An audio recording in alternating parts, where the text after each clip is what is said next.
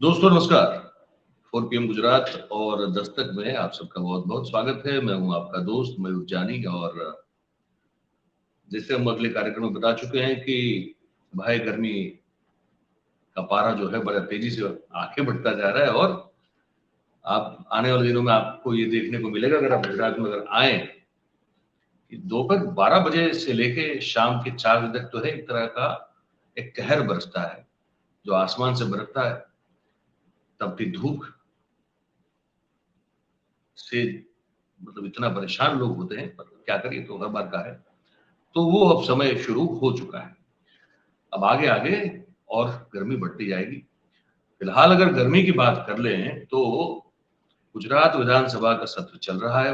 वैसे तो ये बजट सत्र कहते हैं उसको, बजट पेश हो चुका है, उस पर बहुत सारी टीका टिप्पणी हो गई।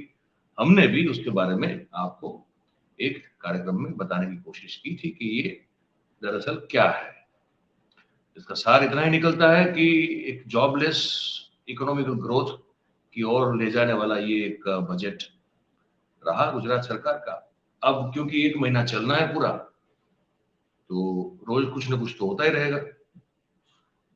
तो हमने कहा था कि आपको कुछ ना कुछ उस पर बताते रहेंगे। अब क्योंकि 156 विधायक तो भाजपा से ही हैं और कांग्रेस और आम आदमी पार्टी के विधायकों को या तो सस्पेंड कर दिया जाता है या वो वॉकआउट कर जाते हैं, तो वैसे भी कोई विरोध तो है ही नहीं। तो क्या करें, तो वही है, बीजेपी के ही विधायक सवाल पूछते रहते हैं और बीजेपी के मंत्री जवाब देते रहते हैं। और उसी सिलसिले में एक सवाल उठा था, उस पहले उस पर बात कर लेते हैं हम लोग।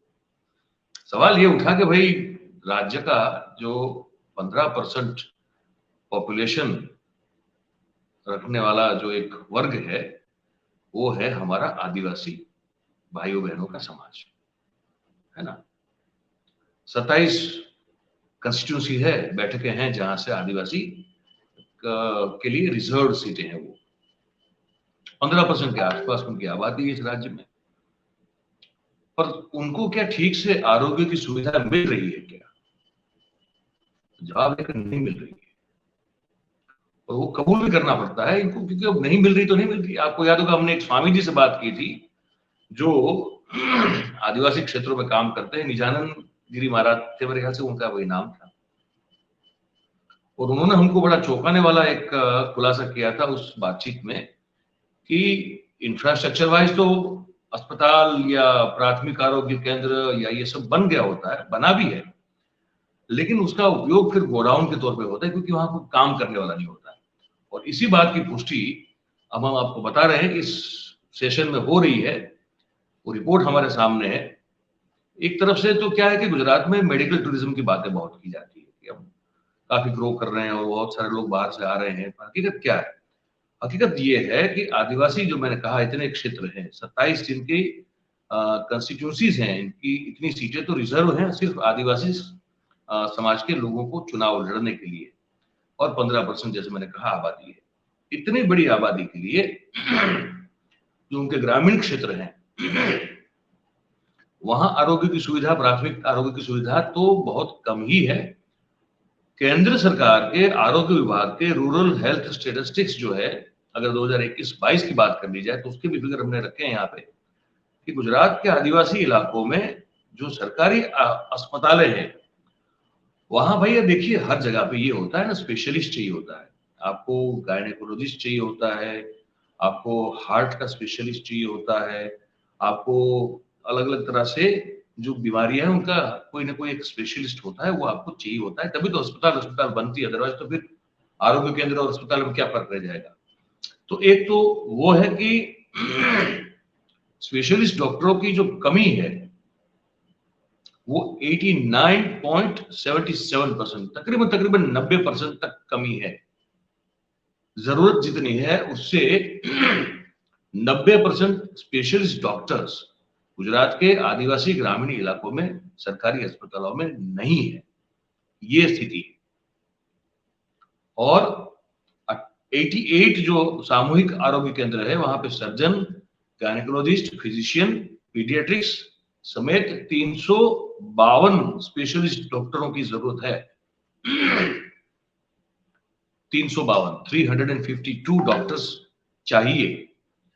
और सरकार ने सिर्फ मंजूरी जो दी है भर्ती करने की वो 154 की है। अब बताइए, 352 की जरूरत है, वो मंजूरी दी है 154 की। और उसमें से कितने डॉक्टर वहां पे स्पेशलिस्ट काम कर रहे हैं ये बताते हैं आपको। उसमें से सिर्फ 36 जगह जो है वो भरी हुई है। 36 स्पेशलिस्ट डॉक्टर्स जो है वो वहां पे कार्यरत है। कहाँ 352 की जरूरत, फिर उसको सिर्फ 154 मंजूर की, और काम कर रहे हैं सिर्फ 36 डॉक्टर्स, स्पेशलिस्ट की बात कर रहे हैं। ठीक है, मतलब कि 316 डॉक्टर्स जो है वो कम है जरूरत के। अगर मुकाबले देखा जाए तो 316 डॉक्टर्स कम है। अच्छा, अब जनरल ड्यूटी मेडिकल ऑफिसर जी जो बात अगर करें, है ना, तो वो उसकी जरूरत है 176 की, और 227 लोग काम कर रहे हैं। वहां वहां उल्टा हो रहा है। रेडियोग्राफी जो होती है हमारी, एक्सरे वगैरह जो किया जाता है, तो वहां 88 की जरूरत है, और सिर्फ 28 जगह जो है वो मंजूर की गई है, और सिर्फ 5 रेडियोलॉजिस्ट जो है वो काम कर रहे हैं वहां पे। ठीक है, तो ये अगर आंकड़ों में देखा जाए कि कितने आदिवासी होंगे, अगर तकरीबन तकरीबन 15% के आसपास जो कहा गया है, सेंसस ये कहता है, तो मान लीजिए कम से कम 84-85 लाख से कम लोग नहीं है। और हो सकता है कि अभी क्योंकि सेंसस हुआ था वो तो 2011 में, और उसके बाद तो हुआ नहीं है, तो हो सकता है कि वो 1 करोड़ के आसपास भी वो आबादी पहुंच गई है, उससे ज्यादा हो सकती है, कम नहीं हो सकती। अब ये पोजीशन है, ये स्थिति है। मैं आपको बता भी दूं कितने सर्जन से लेके स्पेशलिस्ट जो है उनकी पूरी कैटेगरी, और कितनी जगह है, कितनी मंजूर हुई और कितनी खाली, बता देता हूं आपको। जैसे ये 352 की बात हो गई, 352 जगह, उसमें से सर्जन जो है, जो सर्जरी करते हैं, उनकी 88 जगह जो है वो जरूरत की है, उतनी जरूरी है। मंजूर की है सिर्फ 38, और सिर्फ 8 सर्जन काम कर रहे हैं, मतलब कि 30 खाली है। अच्छा, और जो कमी है वो 80 की फिर हो जाती है, मतलब 88 से 8 ही काम कर रहे हैं, तो 80 डॉक्टर्स जो है सर्जन, उनकी तो कमी है वहां पे। गायनेकोलॉजिस्ट की अगर बात करें तो वो भी 88 जगह की उनकी जरूरत है, और मंजूर की है सरकार ने 42, काम कर रहे हैं 14, और मतलब कि आप देख लीजिए कि जरूरत के मुकाबले 74 जगह अभी भी खाली वहां पे बिल्कुल दिख रही है। फिजिशियंस जो हमारे डॉक्टर होते हैं स्पेशलिस्ट, उनकी भी 88 जगह मंजूर जरूरत उसकी है, लेकिन मंजूर की है 39, और सिर्फ 6 डॉक्टर काम कर रहे हैं। 82 जगह अभी भी वहां पे जरूरत के हिसाब से वहां कोई है नहीं। और पीडियाट्रिशियन जो बच्चों के डॉक्टर होते हैं, अगर उनकी बात करें तो वो भी 88 की जरूरत है। 35 मंजूर की गई है सरकार के द्वारा, और काम कर रहे हैं सिर्फ 8। और विधानसभा में आरोग्य मंत्री है हमारे ऋषिकेश पटेल साहब, उन्होंने इस मुद्दे पे जवाब दिया। उन्होंने कहा कि भाई डॉक्टर को वहां जाना नहीं है, वो पिछड़ा इलाका है, तो अगर वहां अपॉइंट करते हैं तो वो उस अपॉइंटमेंट का अस्वीकार कर देते हैं, और फिर अगर कोई कर भी रहा हो तो वहां थक के फिर वहां से इस्तीफा देके चला जाता है। और अब आगे वाला प्लान बता रहे हैं मंत्री साहब, कह रहे हैं कि 1000 डॉक्टर्स जो हैं वो जीपीएससी की जो एग्जाम दी जाती है उसके उसी के द्वारा अब उनको वहां अपॉइंट किया जाएगा। और क्लास 1 पोजीशन जो डॉक्टर्स की होती है उसके लिए भी वहां 154 डॉक्टर्स की अपॉइंटमेंट की जाएगी। अब ये फ्यूचरिस्टिक बात है, ये होगा, ये है पूरा मामला। अच्छा, स्पेशल डॉक्टर्स जो होते हैं, स्पेशलिस्ट डॉक्टर्स जो होते हैं, उनकी कमी का एक चार्ट बना हुआ है कि कौन से राज्य में ज्यादा है, कौन से उसमें कम है। तो एक उस तरह से क्रमवार एक लिस्ट बना हुआ है, उसमें बता दें सबसे ज्यादा स्पेशलिस्ट डॉक्टरों की अगर कहीं कमी है तो मध्य प्रदेश में, उसके बाद फिर आता है वेस्ट बंगाल, फिर है अरुणाचल प्रदेश, फिर छत्तीसगढ़, फिर आसाम, और छठे स्थान पर फिर गुजरात, सातवें स्थान पर राजस्थान, फिर ओडिशा, फिर महाराष्ट्र और फिर झारखंड। तो ये हमने सोचा कि आपको बता दें। साथ साथ में ये भी बता दें कि 14 आदिवासी तालुके तहसील ऐसे हैं गुजरात में जहां पे 88 सामूहिक आरोग्य केंद्र की कमी है और 64 जो उसके सब सेंटर होते हैं, आरोग्य जो केंद्र होता है उसके वैसे 64 जो होते हैं सब सेंटर, उसकी भी वहां पे गुजरात में कमी है।